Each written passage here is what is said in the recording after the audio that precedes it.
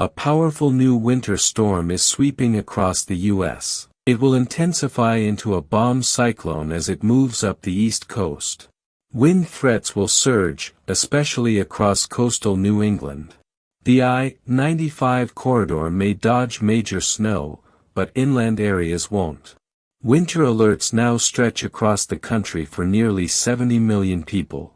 The Midwest is getting hit again after record-breaking snow this weekend. Tuesday morning snow will impact Pittsburgh, Albany, and Buffalo. NYC, Philly, and D.C. may see flakes, but expect a quick change to rain. In New England, some areas could see 6 inches or more of snow.